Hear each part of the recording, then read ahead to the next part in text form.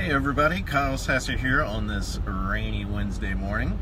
It's actually warmed up a little bit. It's 49 degrees, which is a few degrees warmer than it was yesterday, so I am thankful to the weather gods for that. Today I just wanted to take a few minutes. As you can see, I got a bunch of supplies here in the back, just running around getting some stuff done this morning. But I want to take a few minutes and stop and just kind of go over a topic that came up yesterday in a real estate discussion I was having, and basically that is about realtor commissions. And basically this person was just saying just to do it on your own. Basically a guy was looking to buy a home, and this other gentleman was saying to purchase the home by himself and save the real estate commissions. So just to kind of dispel that myth right off the bat, so that is pretty much absolutely not true. So the main truth is, if the property is listed with the realtor, the seller is the one who is paying a commission. So if you were to call, let's just say the sign in the yard. So you see a house you like, you call the name on the sign in the yard, and you talk to that realtor, and go to put an offer in together and all that stuff. You're still paying a commission. That agent is actually getting the full commission. What happens is when you bring a house to market with the listing agreement, I sit down and I talk with the seller, and we lay out exactly what the commission structure is going to be.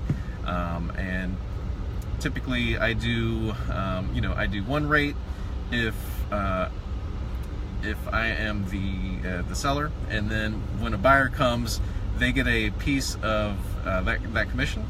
And then also, if I also find the buyer in addition to having the listing, then I will typically reduce my commission as well.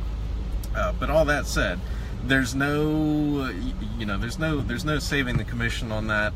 And it's basically a question of representation, and I always recommend that someone has their own representation, even when people call on properties that I have a listing on. Even though it is in my best interests to have both the buyer and the seller side, just financially, I always make sure to let them know that it is in their best interest to have their own representation.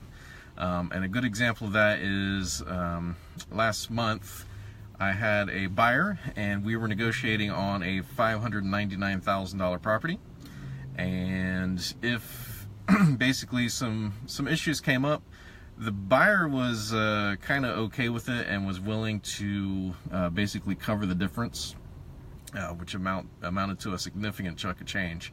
I took a look at it and I was like, I think we can negotiate something out of here. Are you willing to let me take a shot? They said yes. I did some negotiating, and then I was able to negotiate a $69,000 price reduction on this house, which was 11.5% off of the asking price. So as you can imagine, they were more than thrilled with that price reduction, and we're happy. And again, it was no money out of their pocket, because I was basically just going off of like my payment was coming from the seller in that instance. So basically I was working on my buyer's behalf and looking out for their best interests. Now, admittedly, that $69,000 reduced the commission by $1,500, but to be completely honest, just the goodwill and the smile on their face, and honestly the story was worth it to me.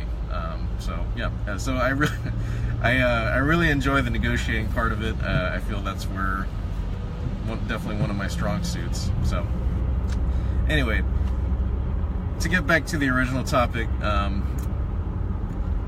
you can basically, it's kind of like hiring a lawyer or a surgeon. Technically, you can represent yourself. You certainly can represent yourself in legal matters, and you can certainly take a scalpel and operate on yourself.